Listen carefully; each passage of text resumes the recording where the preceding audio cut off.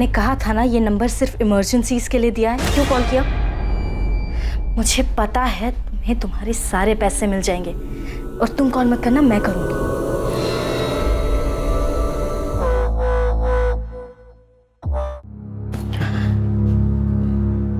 Mummy ने दूध पिया? नहीं, सोने की कोशिश कर रही है। जानवी क्या हो गया है? ऐसा लगता है जैसे कोई बुरा सपना देख रहा हूं।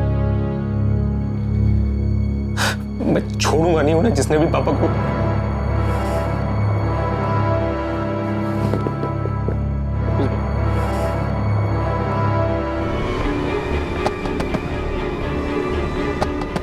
अरे यार बेटा, इनकी भी मजबूरी है बेटा। पापा ऐसे लोगों को ज्यादा बढ़ावा नहीं देना चाहिए। कोई बात नहीं। अब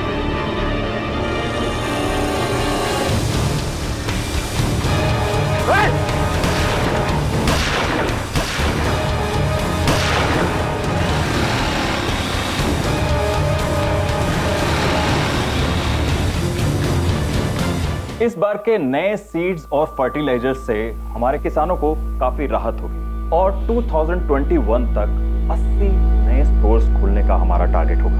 तुम्हारा प्लान बहुत अच्छा है हमको। Thank you sir. हमें इस पर तुरंत काम शुरू कर देना चाहिए। मुझे नहीं लगता इतने सारे नए स्टोर्स खोलना हमारी कंपनी के लिए फायदे का सोच। अपूर्व, क्या मतलब है तुम्हारा? हमें फ्री डिलीवरी चेन सेटअप करने के साथ साथ खुद को अपग्रेड करना चाहिए। इससे फायदा ये होगा कि फार्मर्स को सीड्स और फर्टिलाइजर्स लेने के लिए छोटे मोटे शहरों में जाने की जरूरत नहीं पड़ेगी। उन्हें घर बैठे ऑनलाइन ऑर्डर करना है और सामान उनके दरवाजे तक आ जाए। अपूर्व, तुम्हें पता है कि फ्री डिलीवरी चेन शुरू करने में कितना बड़ा इन्वेस्टमेंट लगता है? ये फार्मर्स के एंगल से ठीक है, लेकिन कंपनी के नहीं। फ्री डिलीवरी का जो कॉस्ट है वो प्रोडक्ट के मार्जिन पर आएगा। तुम्हारे इस सजेशन से कंपनी को सिर्फ लॉस पहुंचेगा। मुकुंद जी, ये कंपनी सिर्फ इसीलिए खोली गई थी कि किसानों का फायदा हो सके। मैं नया हूं, लेकिन ये बात बखूबी जानता हूं कि कंपनी किन आदर्शों पर चल रही है। और रहा सवाल कंपनी के फायदे का, तो ये स्टेप एक इन्वेस्टमेंट होगा लॉन्ग टर्म का। और मेरा मानना है कि सिर्फ फ्री डिलीवरी ऑप्शन प्रोवाइड करने से फार्मर्स हमारी कंपनी की इतनी फ्री माउथ पब्लिसिटी करेंगे कि अगले 2 साल में 300% तक की ग्रोथ होगी। मेरे ख्याल से अपूर्व के आइडियाज में दम है। इससे पहले कि हमारे कॉम्पिटिटर्स के दिमाग में ये आइडियाज आए, हमें इस पर काम शुरू कर देना चाहिए।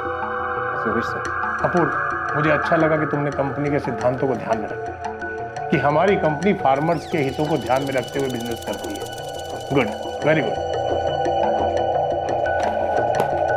सर, अपूर्व ने तो आते ही झंडा गाड़ दिया है। आपका बनाया प्रपोजल आज पहली बार रिजेक्ट हुआ है। धवल सर को जैसे कुछ दिख ही नहीं रहा है। आपके पोजीशन के लिए अच्छी बात नहीं है सर।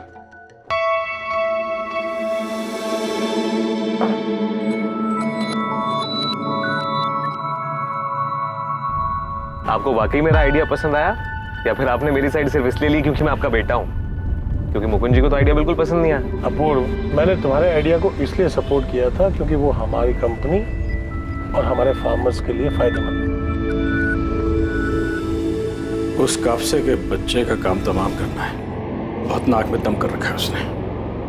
इस बार चार्ज थोड़ा ज्यादा बैठेगा सर। बोल कितना? 10 15 दिए, लेकिन मेरा नाम बाहर नहीं आना चाहिए। पकड़ा गया तब भी नहीं। अब बेफिक्र रहो साहब, काम भी हो जाएगा और नाम भी नहीं आएगा।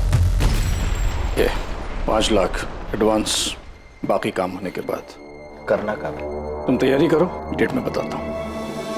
यश सो जा बच्चा।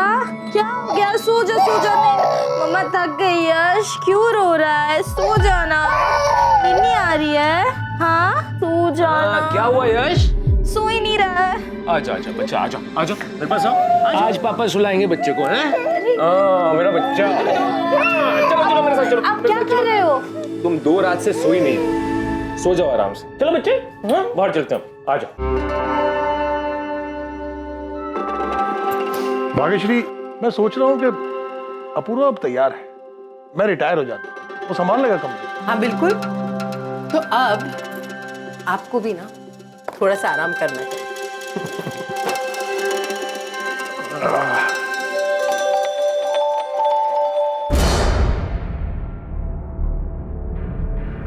Good boy. चले अपूर्व, हो गया नाश्ता? जी बाबा बस। खाना गोपाल के हाथों भिजवा दूंगी। ठीक चले बेटा। बाय बाय यश, बाय बेटा।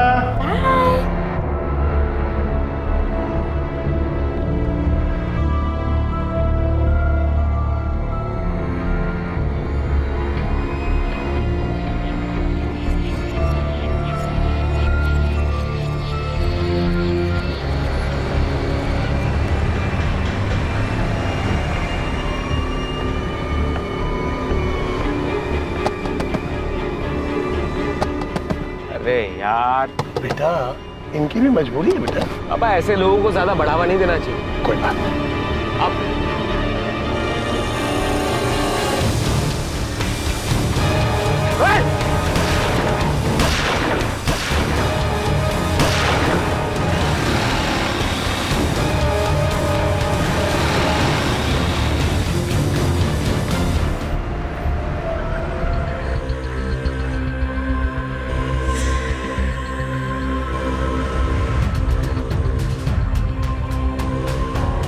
सर 4 गोलियां मारी गई है, पॉइंट ब्लैंक रेंज। ज्यादा खून बह जाने से कार्डियक अरेस्ट हुआ और विक्टिम की मौके पर डेथ हो गई। जिस तरह से ये काम किया है प्रोफेशनल किलर ही होगा, बचने का कोई चांस ही नहीं। चारों गोलियां लोकल मेड गन की लगती हैं सर। चारों गोलियां सीने में मारी गई हैं।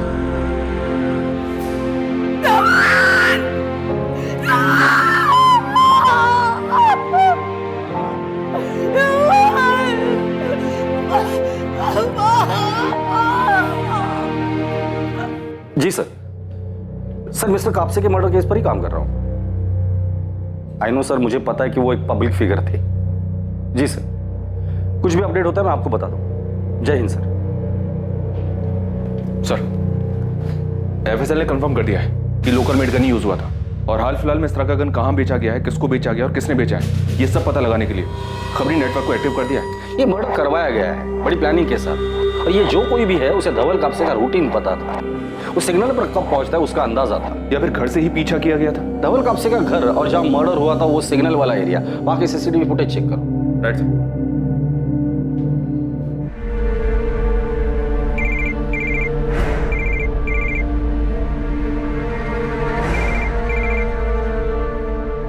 क्या हुआ? मैंने कहा था ना ये नंबर सिर्फ इमरजेंसीज के लिए दिया है। क्यों कॉल किया? मुझे पता है तुम्हें तुम्हारे सारे पैसे मिल जाएंगे और तुम कॉल मत करना, मैं करूंगी।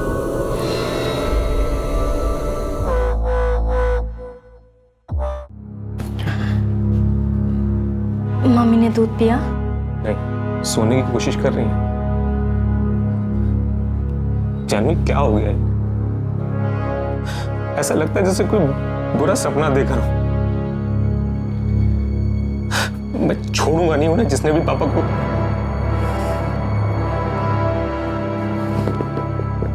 उस भिखारी का चेहरा देखा था या हुलिया बता सकते हो? बस इतना देखा कि उसके कपड़े बहुत मैले थे, आधा चेहरा शॉल से ढका हुआ था। तुमने कुछ देखा? नहीं देख पाया सर। इससे पहले कि मैं कुछ समझ पाता वो बाइक पर बैठकर उल्टी तरफ भाग गया। उस बाइक के बारे में कुछ बता सकते हो? नंबर प्लेट देखी थी? ब्लैक कलर की बाइक थी, जेके बाइक जैसी। मैं नंबर ठीक से नहीं देख पाया, लेकिन उसके नंबर की शुरुआत MH12 से थी सर। MH12 मतलब बाइक पुणे की है सर। आप लोगों को किसी पर शक? कोई ऐसा कर सकता है? पता नहीं सर, कौन करेगा ऐसा? मैं हमेशा धवल से कहती थी संभल कर आया जाए करे, थोड़ा चौका ना रहे, लेकिन उन्होंने मेरी बात कर दी। आप उनसे ऐसा क्यों कहती थी? क्या उन्हें कोई खतरा था? 2 साल पहले भी उन पर अटैक हुआ था। क्या बोल रहे हो आप? उस वक्त भी गोपाल उनके साथ था।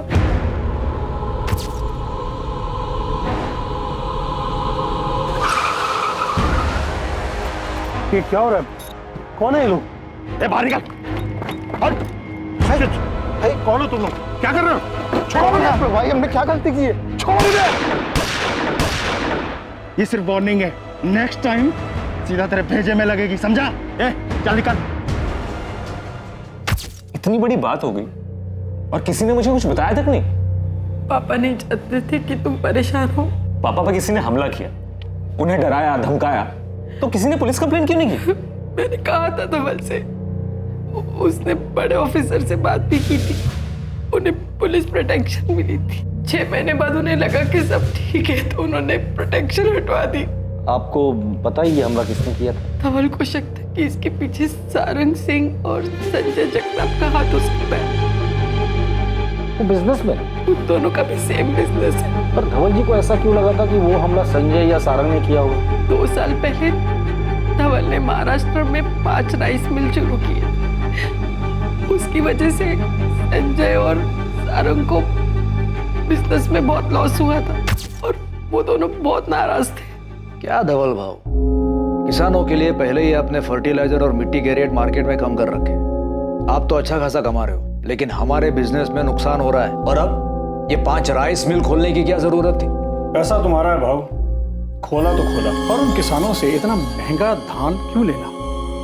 तुम्हारी वजह से कोई भी किसान अपनी फसल बेचने को तैयार नहीं है किसी और को। देखो, मैंने ये बिजनेस किसानों को सपोर्ट करने के लिए ही शुरू किया था। आज उनकी वजह से मेरा बिजनेस अच्छा चल रहा है, तो उन्होंने जो मुझे दिया वो मैं उन्हें वापस लौटा। लेकिन आपके दान धर्म से हमारे धंधे में नुकसान होता है, उसका क्या? हमारे लिए तो यही सही होगा कि तुम अपना बिजनेस प्लान बदलो, हमारा साथ दो, ना कि उन गरीब किसानों का। अगर मैं मना कर दूं तो क्या तकलीफ है धवल भाव? हाँ, अगर आपको कुछ हो गया तो हमको भी फिक्र होगी। उस मीटिंग के बाद ही धवल को उन गुंडों ने धमकी दी थी, और इस बार धमकी को अंजाम दे दिया। सर, संजय और सारंग ने करवाया होगा, वो तो पहले से इतना चढ़े हुए थे। सर, हम लोग किसानों के लिए फ्री डिलीवरी सिस्टम शुरू करने वाले थे, और ये आइडिया हमारे बिजनेस को नहीं, पूरी इंडस्ट्री को बदल देते। तो क्या संजय और सारंग को आपके इस बिजनेस प्लान के बारे में पता था क्या? क्या आपने अपने इस प्लान को मार्केट में अनाउंस कर दिया? नहीं सर, अभी तक तो नहीं, लेकिन सर कोई तो है जिसने ये बात कंपनी में लीक की है। उस बोर्ड मीटिंग में जितने भी लोग शामिल थे, मुझे सबके डिटेल्स चाहिए।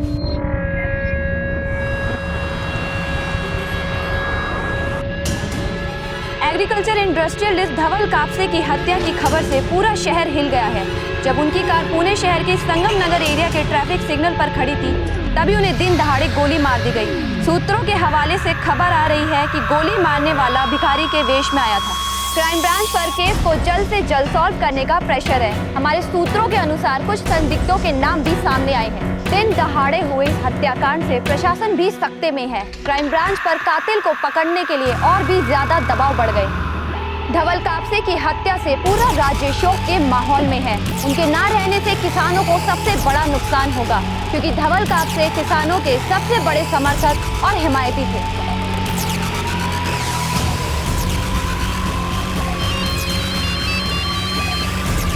हेलो, देखा क्या? टीवी पे धवल कापसे के मर्डर की न्यूज़ दिखा रहे हैं।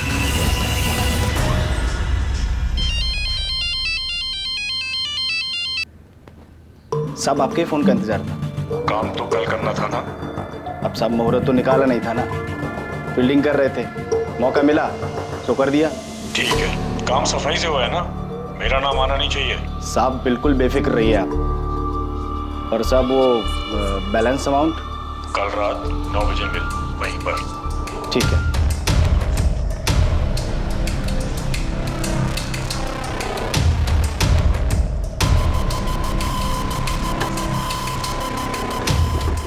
एग्रीकल्चर इंडस्ट्रियलिस्ट धवल कापसे की हत्या की खबर से पूरा शहर हिल गया है। जब उनकी कार पुणे शहर के संगम नगर एरिया के ट्रैफिक सिग्नल पर खड़ी थी, तभी उन्हें दिन दहाड़े गोली मार दी गई। सूत्रों के हवाले से खबर आ रही है कि गोली मारने वाला भिखारी के वेश में आया था। सर, एक ब्लैक बाइक मिली है। संगम सिग्नल के सीसीटीवी फुटेज में तो कुछ भी क्लियर नहीं देगा, लेकिन वहां से गोला चौक की तरफ जाते हुए रास्ते पर एक सीसीटीवी में फुटेज क्लियर मिली है। यही बाइक है सर। अगर प्रोफेशनल किलर्स हैं तो नंबर प्लेट भी फर्जी होगा सर। धवल कापसे के बिजनेस राइवल संजय और सारंग बुलाकर लेकर होने बात करके देखते हैं, पता तो चल जाएगा कौन कितने पानी में है। सलाम साहब। बोल गणेश, क्या खबर है? साहब, वो गन सेलर जिसने गन बेची थी वो मिल गया है। नाम क्या उसका? लक्ष्मण खुरपे नाम है सर। यही शंभूवाड़ी में रहता है, घर से ही ऑपरेट करता है।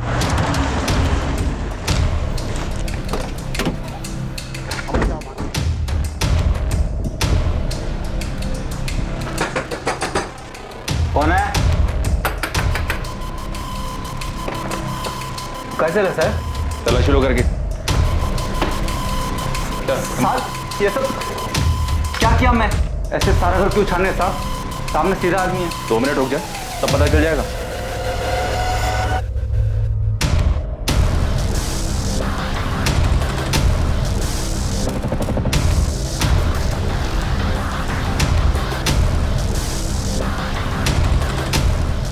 सर, ये गन मिली सब।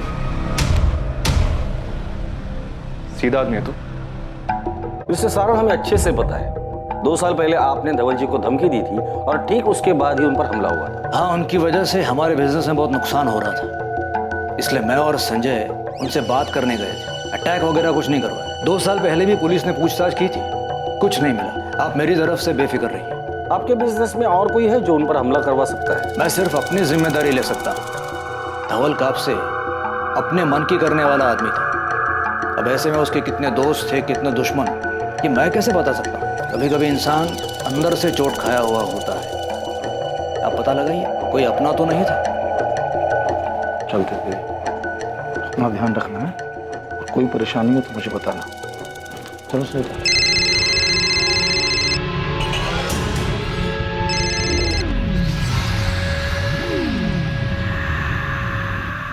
जा रहे हैं मामा जी? हाँ बेटा, तो दिल्ली की फ्लाइट है, कुछ काम है, कोई भी जरूरत हो तो मुझे फोन करना। चलो। अपूर्व, चलिए यार मैं भी चलता हूँ। चलो। कुछ खाया माने? हाँ क्या हुआ जानवी? किसका फोन आ रहा है? कुछ नहीं, वो रॉन्ग नंबर है। मैं यश को देख के आती हूँ, वो जाग गया होगा ना। अपूर्व ने किसानों के लिए फ्री डिलीवरी सिस्टम शुरू करने के लिए एक प्लान सजेस्ट किया था सर। पूरा प्रपोजल पढ़ने के बाद मुझे मालूम चला कि सर बहुत ही ब्रिलियंट आइडिया था सर। अगर ये प्लान ऑपरेशन में आ जाता तो सर हमारी कंपनी बाकी कंपटीटर से बहुत आगे निकल जाती। अच्छा मोहन जी, बाहर वालों के अलावा कंपनी में कोई ऐसा है जो मनीवन धवल जी से बैर रखता हो? अपूर्व ने तो आते ही झंडा गाड़ दिया है। आपका बनाया प्रपोजल आज पहली बार रिजेक्ट हुआ है। धवल सर को जैसे कुछ दिख ही नहीं रहा है। बोलिए मुकुंद जी, क्या जानते हैं? सर देखिए, मैं मर्डर के बारे में कुछ नहीं जानता हूँ सर, लेकिन हाँ, धवल सर ने कुछ दिन पहले एक एम्प्लॉय को ऑफिस से बाहर निकाल दिया था। किसको? सर जयेश, धवल सर का साला। तुमने क्या सोचा जयेश कि तुम फर्टिलाइजर में मिलावट करके बेचते रहोगे और मुझे पता नहीं लगेगा? कितना भरोसा करके मैंने डिस्ट्रीब्यूशन डिपार्टमेंट तुम्हें सौंपा था और तुम मुझे लूट रहे हो। सॉरी जीजा जी, मुझे पैसों की सख्त जरूरत थी। पैसों की जरूरत थी तो मुझसे पैसे मांग, अपनी बहन से मांग लेते। मुझे माफ कर दीजिए, एक बार भरोसा कीजिए मेरे ऊपर। मैं माफ कर रहा हूँ, इसीलिए तुम्हें सिर्फ जॉब से निकाल रहा हूँ, लेकिन तुमने जो भी चोरी की है वो सारा पैसा तुम्हें कंपनी में जमा करना होगा, वरना मुझे पुलिस कंप्लेंट करनी होगी। मैं गलत बात को नजरअंदाज नहीं कर सकता। जीजा जी, तुम जा सकते हो।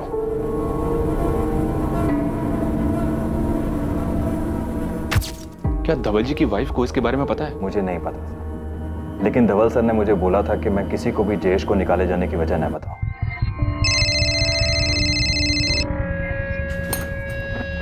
तुम बार बार कॉल क्यों कर रहे हो?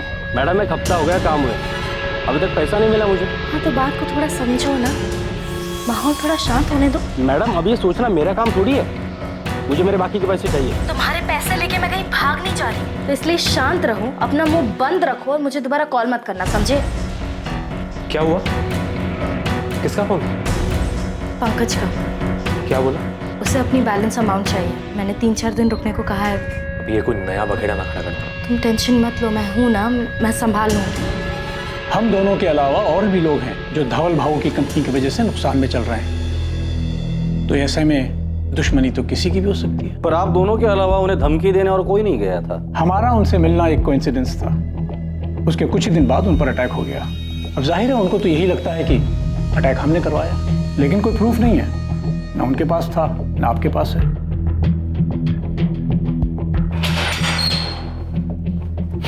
चलो और बताता सर, मैं गन बेचता है, मध्य प्रदेश से माल उठाकर यहाँ पूना में बेचता है। सप्लायर कौन है तेरा? पता नहीं, मैं तो मिडिल मैन से लेता है, उसका नंबर है मेरे पास। पिछले 1 महीने में पूना में तूने कितने गन बेचे हैं और किस किस को बेचे हैं? सब बोल। पिछले महीने 2 लोगों ने लिया है। नाम बोल। मोहम्मद इरफान और प्रकाश सुरवे। बाकी डिटेल्स जल्दी बोल लक्ष्मण, बोल।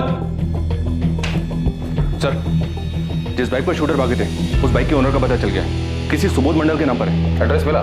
जी हाँ सर, उसके घर एक टीम भेज दी मैंने। गुड। और ये गन सेलर लक्ष्मण, उसने कुछ कहा? उसने 2 लोगों का नाम बताया सर। नहीं, कुछ भी छूटना नहीं चाहिए। पॉसिबिलिटी है कि ये लक्ष्मण इसी मर्डर केस से कनेक्टेड हो। और सर, ये धवल जी का साला जयेश, इसको धवल जी ने 6 महीने पहले काम से निकाला था। ये कंपनी में घोटाला कर रहा था, लेकिन इस बात को अंदर ही अंदर दबा दिया गया था। जयेश को बोलो, बात करते हैं। वो अभी दिल्ली में है सर, परसों पुणे आ रहा है, मैंने बुलाया उसे।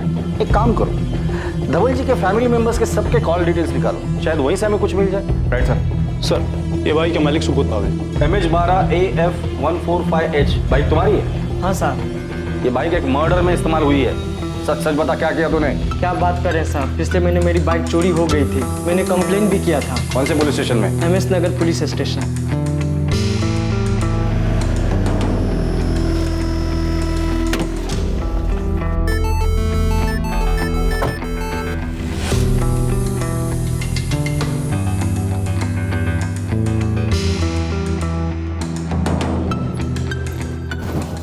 बता, गन किससे खरीदी तूने? लक्ष्मण नाम है सर उसका। उसी गन से मर्डर किया ना? नहीं सर, वो गन तो जैसे लिया था वैसे रखी है सर। झूठ मत बोल, लक्ष्मण ने हमें तेरे बारे में सब कुछ बता दिया है। चल बोल। सर मैंने कुछ नहीं किया सर, मैं अपने दोस्तों को दिखाने के लिए रखा था वो गन। क्या बकवास कर रहा है? मुझे फट्टू फट्टू बोलते थे और मुझे बोलते थे कि तू डरपोक है, तू कभी गन नहीं पकड़ सकता। इल्लीगल गन खरीदने को तू खेल समझता है? मुझसे गलती हो गई, मुझे माफ कर दीजिए सर।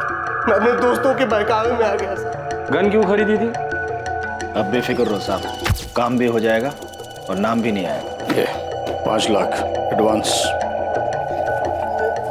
बता दे, वरना मुंह खोलने के और भी तरीके आते हैं मुझे। साहब मुझे नहीं, मेरे दोस्त को चाहिए था, उसके बोलने पर ही मैंने लिया था, फिर बाद में उसने लेने से मना कर दिया।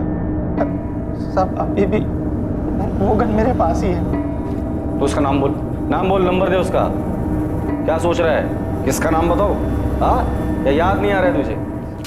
दे परा, धवल कापसे को क्यों मारा? किसने सुपारी दी थी? कौन धवल कापसे? सर मैंने किसी को नहीं मारा सर। तो गन क्या अपने बारात में फायर करने के लिए खरीदा था? मैं परेशान हो गया था अपने हालात से, मजदूरी का काम कर करके इतना पसीना बहाने के बाद सिर्फ चिल्लर ही मिलता था, इसलिए मैंने गन खरीदा। सोचा कि बैंक लूट लेता हूँ, कम से कम जिंदगी भर पैसों की तकलीफ तो नहीं होगी। साहब मैं सच बोल रहा हूँ, मैंने किसी को नहीं मारा। आपको जो 6 गोली मिली थी ना मेरे घर पे, वो सब मैंने लक्ष्मण से खरीदा था, और सब वो सामान अभी भी वैसा का वैसा ही है। एक भी गोली नहीं चली उस बंदूक से।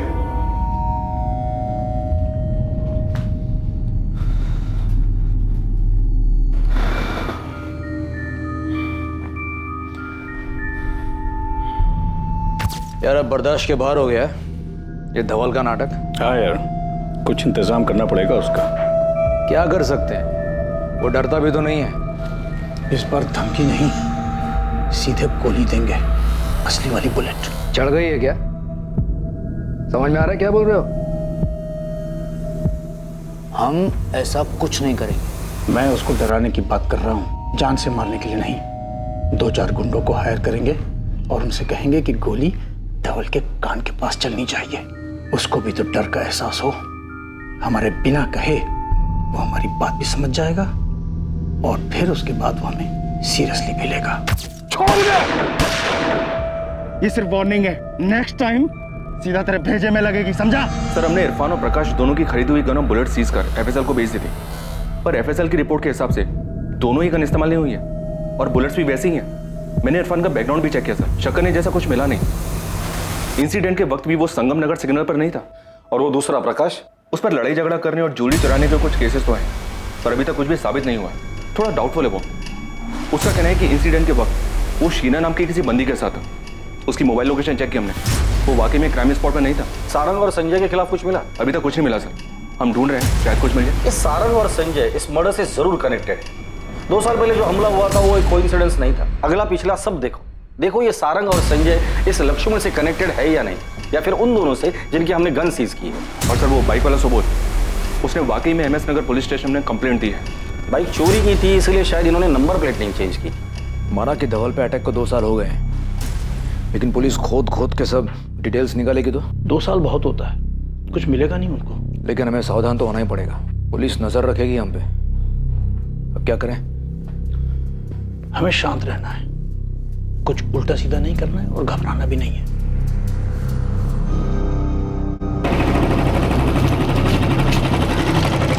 बोल गणेश, क्या खबर है तेरे पास? बहुत बड़ी खबर है सर, मेरी टीम ने ना जमकर काम किया है। खबर काम किया ना, तो इनाम भी पूरी टीम को मिलेगा। चल बता। सर सबसे पहली खबर, धवल का साला जयेश, वो घर का भेदी निकला। धवल के बिजनेस राइवल सारंग सिंह के यहाँ काम करता है। कब से? 5-6 महीने से कर रहा है। मतलब जब से धवल जी ने उसे काम से निकाला था उसके बाद से?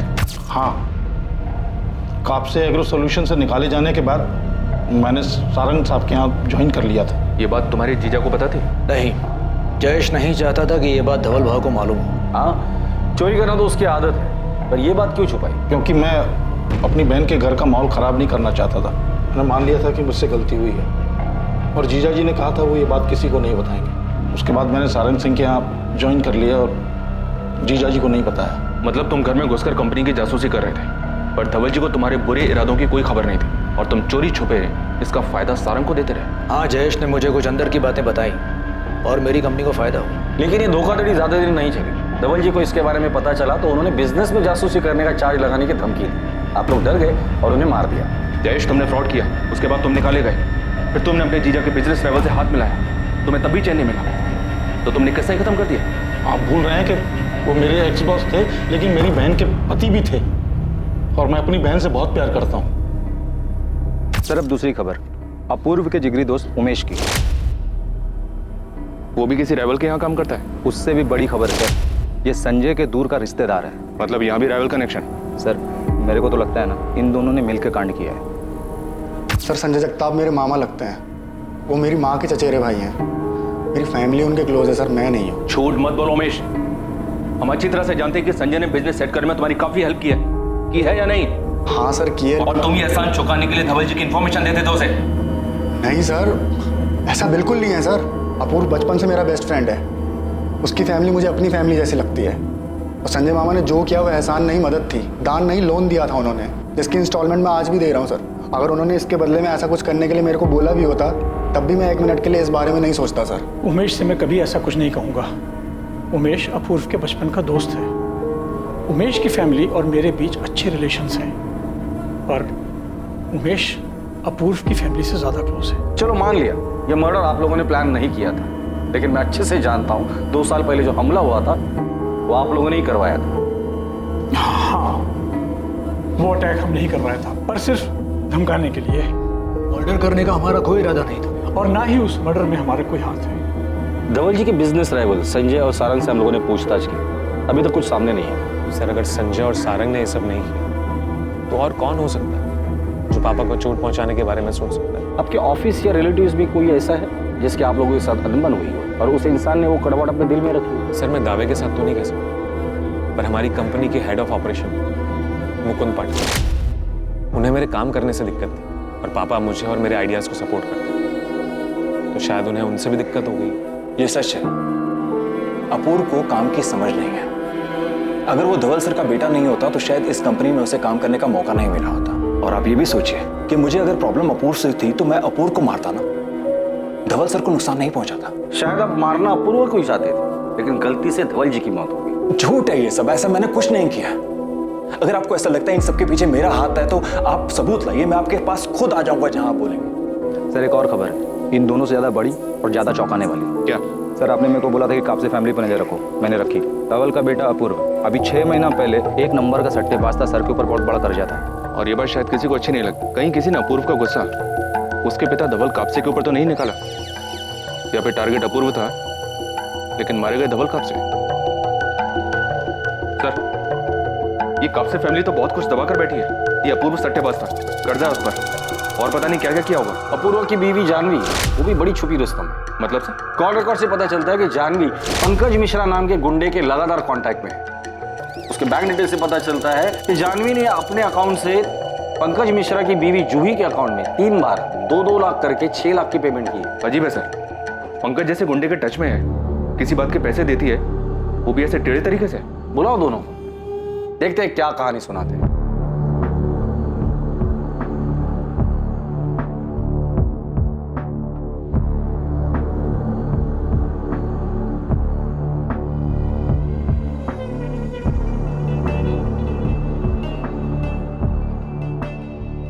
अपूर्व, मैं घुमा फिरा कर बात नहीं करूंगा। मैं तुम्हारे बेटिंग, गैम्बलिंग और कर्जों के बारे में जानता हूं, इसलिए सीधे सीधे बता दे अपने पापा को क्यों मरवाया। सर, क्या बकवास सवाल है? तुम्हारी बीवी पंकज मिश्रा को पैसे देती है, पता है तुम्हें? आपको कैसे पता? मतलब तुम्हें पता है? हाँ, मैं पंकज को जानता हूँ, पर मैंने उसे किसी और को किडनैप करने को कहा था। किडनैप? किसे किडनैप करवाया तूने? करण शिंदे नाम है उसका, उसकी बीवी को, ताकि करण डर जाए। ये करण कौन है? कोई नाम का जर्नलिस्ट है, किसी लोकल न्यूज़ चैनल के लिए काम करता है। उसकी वाइफ को किडनैप क्यों करवाया? वो अपूर्व को ब्लैकमेल कर रहा था। क्या बोल रही हो तुम? ब्लैकमेल? किस बात के लिए? सर उसके पास मेरा एक वीडियो था एस्कॉर्ट गर्ल के साथ, और वो उसे ऑनलाइन करने की धमकी दे रहा था। मैंने बहुत मिन्नतें की सर उससे, पर वो मान ही नहीं रहा था। पैसे चाहिए थे सर उसे। तो पुलिस के पास क्यों नहीं गए? और मैटर खुद को ही सेटल करना था तो दे देते पैसे। सर मैं तैयार था, पर वो 10 करोड़ रुपए मांग रहा था। कहाँ से लाता सर 10 करोड़? और अगर दे भी देता तो उसका क्या भरोसा, डबल क्रॉस कर जाता तो उसे डराने के लिए तुमने गुंडे को हायर किया? हाँ सर, पंकज ने जर्नलिस्ट की वाइफ को किडनैप किया और जर्नलिस्ट को ब्लैकमेल करने लगा। मैंने अपने स्टिंग वीडियोस के सारे ओरिजिनल कॉपीज ले ली। तुम्हारी बीवी भी इन्वॉल्व है? जिस आदमी ने करण की वाइफ को किडनैप किया वो मेरे मायके में ड्राइवर था। इस काम के लिए मैंने ही बात की थी उससे। तो मतलब अपूर्व एस्कॉर्ट्स के कांटेक्ट में है, ये बात तुम्हें पता थी? मैं जानती थी, नाराज थी और अपूर्व को छोड़ना भी चाहती थी, मगर फिर अपूर्व ने मुझसे वादा किया कि वो ये सारे गंदे काम, ये जुआ, दूसरी औरतें, ये सब छोड़ देगा। मैंने उसे माफ़ किया, बदलने का एक मौका दिया और वो बदला भी। मगर फिर 6 महीने बाद मुझे ये वीडियो मिला, किसी नाराज जर्नलिस्ट ने भेजा था। अपूर्व क्या है ये, क्या है ये? तुमने यश की कसम खाई थी कि तुम ये सब छोड़ चुके हो। अब तक अच्छाई का मुखौटा लगा के रखा था तुमने। जानवी मेरा यकीन करो, मैं सच में बदल गया। कैसे कर लूं तुम्हारा यकीन? जब ये देख रही हो तो कैसे करूं? ये वीडियो पहले की है, कोई इसे यूज करके मुझे ब्लैकमेल कर रहा है। तुम पहले ही मेरा विश्वास तोड़ चुके हो, क्यों करो यकीन मैं? जानवी तुम जानती हो मैं बदल चुका हूँ। पहले मुझे फर्क नहीं पड़ता था इन सब चीजों से, लेकिन अब फर्क पड़ता है। तुम और यश मेरे लिए मायने रखते हो। मैं तुम्हें और यश को नहीं खोना चाहता। मेरा यकीन करो, ये वीडियो सच में पुराना वीडियो है। बहुत गुस्सा आया था मुझे, मैं सब छोड़कर जाना चाहती थी, पर फिर मुझे अपूर्व पर भरोसा हुआ। और आप जानती थी? नहीं, मुझे इस बारे में कुछ पता नहीं था, और ना ही धवल को। और अब ये तो जानती होंगी ना कि अपूर्व सट्टेबाज है। हाँ, जब हमें पता चला कि अपूर्व इन सब चीजों में पड़ा हुआ है तो हम सब बहुत हैरान थे। लेकिन अपूर्व सुधर गया है, वो सही रास्ते पर चल रहा है। ऐसे ही तो कोई सुधर नहीं जाता। अपूर्व कैसे सुधर गया? सर मुझे समझ आ रहा था कि मैं खुद अपनी जिंदगी बर्बाद कर रहा हूँ। घर में सब के सब मेरे लिए परेशान थे, लेकिन मेरी लत थी जो मेरा पीछा ही नहीं छोड़ रही थी। मैं कर्जे में डूबता चला जा रहा था। मैं नए पैसे उठाता पुरानी उधारी चुकाने के लिए, लेकिन वो पैसे भी डूब जाते, और धीरे धीरे मुझ पे 5 करोड़ का कर्जा हो गया। और फिर एक दिन वही हुआ जिसका मुझे डर था। जिनसे मैंने उधार लिया था उन्होंने पापा को फोन कर दिया। 5 करोड़? तुझे पैसे की कीमत पता है अपूर्व? और तू मुझे कब बताता? 50 करोड़ होने के बाद? आपको बताने वाला था पापा। निकल जा मेरे घर से। मैं ऐसे जुआरी और सट्टेबाज को अपने घर में नहीं रखूंगा। पहले पैसे कमा, फिर पैसा उड़ाना। चल निकल मेरे घर से, अभी की अभी निकल जाओ। क्या कर रहे हैं आप? कहाँ जाएगा वो? बीवी है, बच्चा है उसका। जब ये गैम्बलिंग में पैसे लुटा रहा था तब नहीं सोचा उसने ये सब? पर वो कह रहा है ना कि गलती हो गई उससे। एक बार दूसरा मौका तो दीजिए उसे। ठीक है, 1 साल है इसके पास। इसका मतलब ये नहीं है कि मैं इसका कर्जा उतारूंगा। ये मेरे साथ ऑफिस चले, मेहनत करे और इंस्टॉलमेंट से अपना कर्जा चुकाए। अगर ये नहीं कर पाए तो चुपचाप इस घर से निकल जाए। सर मैं बहुत परेशान था। पापा ने मुझे आज तक डांटा तक नहीं था। मैंने सोचा कि अपनी लाइफ ऐसे ही बर्बाद करने से अच्छा है पापा के साथ काम करूं, और कुछ टाइम बाद फिर मैं अंदर से भी बदल गया। अपूर्व सच में बदल गया है सर।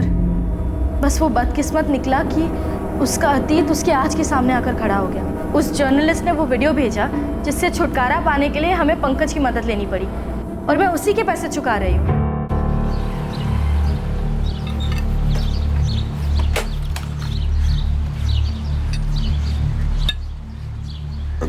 गणेश भाई?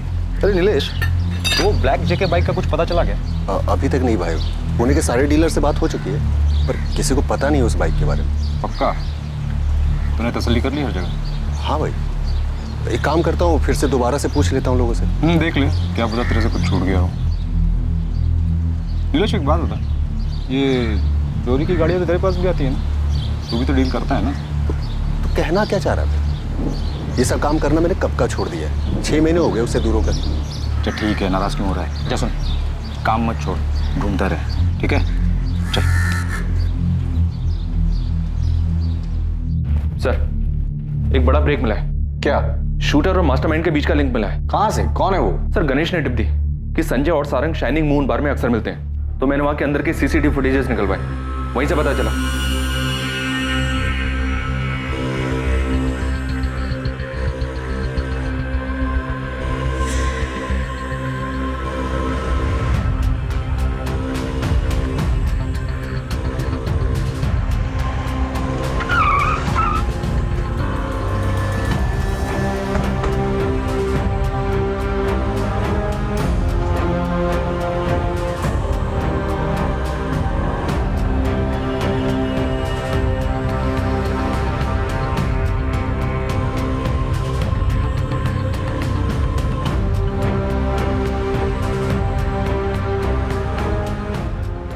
तुम्हें क्या लगा पुलिस तुम तक कभी नहीं पहुंच पाएगी? शाइनिंग मून बार का सीसीटीवी फुटेज है, तुम्हारी साइन की हुई रिसीट है, ये सबूत काफी है ये साबित करने के लिए कि इस मर्डर के प्लानिंग में तुम भी शामिल थे। हम ये भी जानते हैं कि गन पक्या ही लेकर आया। अब भी तुम यही कहोगे कि धवल कापसे के मर्डर के बारे में तुम कुछ नहीं जानते?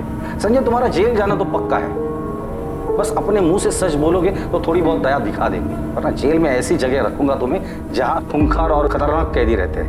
मैं बताता हूँ, सब बताता हूँ। मैंने ही पकिया को सुपारी दी थी, उसी ने धवल को मारा है। किस लिए? 5 सालों में जीना हराम कर दिया था उसने। बिजनेस में घाटे पर घाटा हुआ जा रहा था। बहुत समझाया पर वो हमारी एक नहीं सुन रहा था। सारंग भी शामिल था इसमें? नहीं सर, वो तो मर्डर का नाम सुन के ही डर गया। मैंने सोच लिया कि अब ये काम मुझे अकेले ही करना होगा। अब जेल में भी अकेले ही सड़ना। दूसरी तरफ हत्या का खुलासा होने से धवल के परिवार को उनके सवालों के जवाब मिल गए और 7 दिनों की खोजबीन के बाद पुलिस ने पकिया को भी पकड़ लिया। पकिया ने अपने बयान में कुछ ऐसे खुलासे किए जिसकी किसी ने उम्मीद भी नहीं की थी। इस खुलासे के बाद सवाल उठने लगा कि क्या यह केस वाकई अपने अंजाम तक पहुंच गया था। 2 साल पहले मैंने ही धवल कापसे पर अटैक किया था, क्योंकि इसके लिए मुझे संजय जगताप ने बोला था, और इस बार भी संजय जगताप ने ही धवल कापसे की सुपारी दी थी। पर सर, मैं वो नहीं हूं जिसने धवल को मारा है। अब ये मत बोलना कि तूने चलाई बुलेट ने उसे मारा है। नहीं कहूंगा सर, पर सच्चाई यही है कि धवल को लगने वाली गोली ना तो मेरी बंदूक से निकली थी और ना ही उसे चलाने वाले मेरे हाथ थे। सब मैं तो खुद ही हैरान था कि जो सुपारी मेरे हाथ में थी तो फिर उसे मेरे मारने के 1 दिन पहले किसने मार दिया। पर मेरे लिए तो ये मौका था कि संजय से झूठ बोलकर अपने बचे हुए 10 लाख रुपए लेने का। इसकी क्या गारंटी कि तू इस बार भी झूठ नहीं बोल रहा है? सब मैं आपको पहले ही बोल चुका हूं कि मर्डर वाले दिन मैं उस जगह था ही नहीं। सर, मैंने हर चीज को डबल चेक किया। ये पकिया झूठ नहीं बोल रहा है। ये मर्डर के टाइम पर शीना के साथ ही था, और जहां शीना काम करती है वहां आसपास भी इंक्वायरी की। मर्डर वाले दिन वहां पकिया को शीना के साथ देखा गया था। अगर पकिया सच बोल रहा है फिर धवल कापसे का मर्डर किया किसने? इस केस में कुछ तो है जो हमारी नजर से छूट रहा है। किसने उठाई होगी सुपारी? नहीं, गणेश को बोलो जल्द से जल्द उस बाइक का पता लगाए।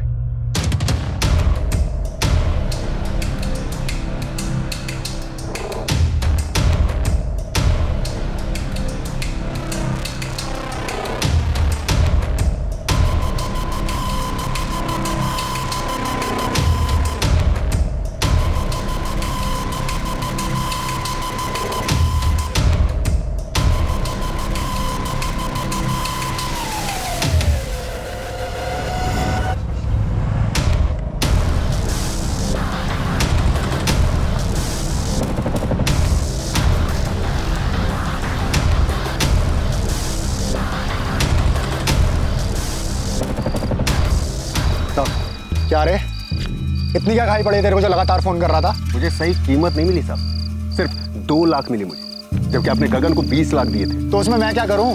जाके उसी से मांगा था ना साहब, पर उसने मना कर दिया और अब तो अंडरग्राउंड हो गया। साहब जिसे मारने गया था ना, पता नहीं था वो कितना बड़ा आदमी था, लेकिन अब पता है। तो 10 लाख और दे दो, तब कुछ भूल जाऊंगा। नहीं तो क्या करेगा तू? मैं पुलिस के पास जाऊंगा। साले ब्लैकमेल कर रहा है मेरे को? नहीं, अब इतना बड़ा काम किया, ठीक से शगुन तो मिला नहीं, कम से कम विदाई तो दे दो। करोड़पति आदमी था धवल, 10 लाख के लिए इतना सोचा। कॉल करता हूँ आपको, बता देना कहाँ हूँ पैसे लेने।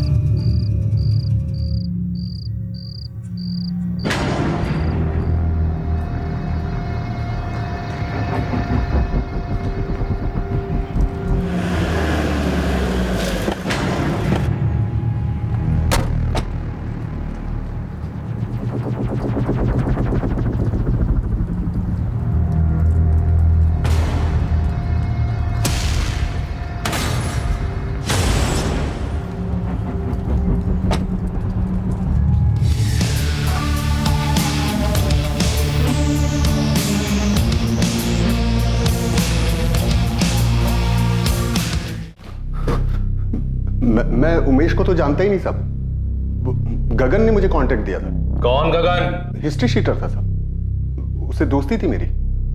धवल कापसे की सुपारी भी उसी ने उठा था। उस वक्त तो मुझे पता भी नहीं था कि हम किसे मारने जा रहे हैं, लेकिन बाद में जब टीवी पर न्यूज देखा तब जाकर मुझे समझ में आया कि गगन को इस सुपारी के ढेर सारे पैसे मिले, लेकिन मुझे वो 2 लाख में टरका दिया। मैंने उससे पूछा भी, तू ठीक नहीं कर रहा है गगन, मुझे मालूम है कम से कम तूने 15-20 पेटी उठाया होगा, मैं सिर्फ 5 मांग रहा हूं। देख, मेरे को जो देने का था वो मैंने दे दिया। वैसे भी मर्डर मैंने किया था, तू तो सिर्फ बाइक पे बैठा था, समझा? मैं साथ में नहीं था क्या? अब ये सब बात छोड़ो, सीधे सीधे मुझे पैसे दो, नहीं तो मैं सीधा जा रहा हूं पुलिस के पास। जा, तेरे को क्या लगता है वो तेरी आरती उतारेंगे? पहले तो तेरे को अंदर लेंगे, अच्छी खातिरदारी करेंगे। आज के बाद से तो मैं अंडरग्राउंड हो रहा हूं, फिर किसी का बाप भी मेरे को ढूंढ नहीं पाए। उसके बाद वो गगन ने नीलेश को मेरा नंबर दे दिया और वो पैसों के लिए हाथ धोकर मेरे पीछे पड़ गया सर। इससे पहले भी मैंने सेटलमेंट्स वाले छोटे मोटे काम कराए हैं सर उससे। तो सर इस बार भी मैंने उसी को बोला।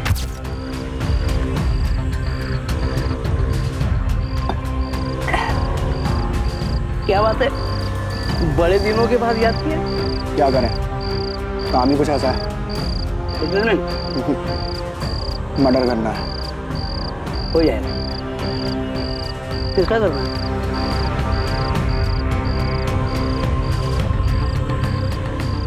अरे ये वो बड़ा बिजनेसमैन धवल कापसे है ना, बड़ी मछली है, मेहनत भी बहुत करनी पड़ेगी और रुपया भी ज्यादा पड़ेगा। कितना चाहिए? 20 पेटी मिल जाएगा। डन। मैंने उसे पैसे दिए और मर्डर का डेट फाइनल किया सर। किसके कहने पर किया तूने ये? संजय के या सारंग के? सर ये मैंने लालच में आकर किया सर।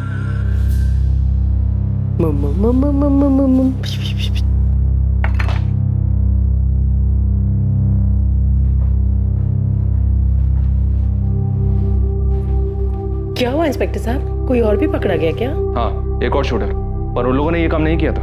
उन लोगों ने नहीं किया तो फिर किसने किया था? संजय ने प्लान किया था, सुपारी भी दी, लेकिन उनके कुछ करने से पहले ही धवल जी को किसी और ने मरवा दिया। इस मर्डर के पीछे मास्टरमाइंड कोई और ही है।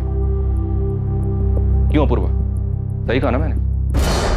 आप कहना क्या चाहते हैं? अपूर्वा, अपनी पत्नी और माँ को तुम खुद बताओगे या फिर हम बताएं कि अपने पापा को तुमने ही मरवाया? सर, आज तक मुझे किसी ने छुआ तक नहीं है और पापा ने सबके सामने, मेरी पत्नी के सामने मुझे थप्पड़ मार दी। 5 करोड़? आपको बताने वाला था पापा। निकल जा मेरे घर से। मैं ऐसे जुआरी और सट्टेबाज को अपने घर में नहीं रखूंगा। घर से बाहर निकाल रहे थे, बहुत बेइज्जती हुई थी उससे, तो मैंने भी बदला लेने की ठानी। और फिर तुमने उमेश से कहा? समझते क्या है वो खुद को? इतना बड़ा कारोबार है और मैंने मांगा क्या? सिर्फ 5 करोड़, जिसके लिए सबके सामने थप्पड़ मार दिया मेरे बाप ने। बहुत हो गया, छोड़ूंगा नहीं। क्या करेगा तू? हैं? क्या करेगा? मार दूं। क्या? मुझे तेरी मदद चाहिए। देख कपूर, बहुत पी लिए, घर चलते हैं, चलो। मेरे बाप की 2000 करोड़ की प्रॉपर्टी, तू मेरी मदद करेगा तो मैं तुझे 10% दूंगा। सर, मर्डर का सारा इंतजाम उमेश ने, और मैं बस बदलने का दिखावा करता रहा ताकि सबकी नजरों में अच्छा बन जाऊं। तुम 2 रात से सोई नहीं, सो जाओ आराम से। एग्रीकल्चर मार्केट में अगर लीडर बनना है तो हमें इसके बारे में अभी से सोचना पड़ेगा। आपको वाकई मेरा आइडिया पसंद आया या फिर आपने मेरी साइड से रिस्क ले ली क्योंकि मैं आपका बेटा हूं? मैं छोड़ूंगा नहीं उन्हें जिसने भी पापा को, और धीरे धीरे पापा को भी यकीन हो गया कि मैं बदल गया हूं। उन्होंने ऑफिस में भी मुझे वो इज्जत देनी शुरू कर दी थी। मेरे ख्याल से अपूर्व के आइडियाज में दम है। अपूर्व, मुझे अच्छा लगा कि तुमने कंपनी के सिद्धांतों को ध्यान में रखा। और फिर मैंने मर्डर का डेट और टाइम डिसाइड किया और फिर सब प्लान के मुताबिक। तुमने अपने पापा को सिर्फ इसलिए मरवाया क्योंकि उन्होंने तुम्हें एक थप्पड़ मारा था। सर, पापा चाहते तो मेरी मदद कर सकते थे। सर, आज भी जिन लोगों से मैंने उधार लिया है मुझे धमकी देते हैं। सर, पापा नहीं जानते थे कि कैसे लोग हैं ये। सर, ये लोग चाहते तो मुझे मार भी सकते थे, और वो भी सिर्फ 5 करोड़ रुपए के लिए। लेकिन पापा को कोई फर्क नहीं पड़ा। उनके लिए तो उनकी कंपनी सबसे ऊपर, उनके आदर्श सबसे ऊपर। अपूर्व, इतने क्रिमिनल्स देखे हम लोगों ने, पर तुम्हारे जैसे लोगों को देखकर हैरत होती।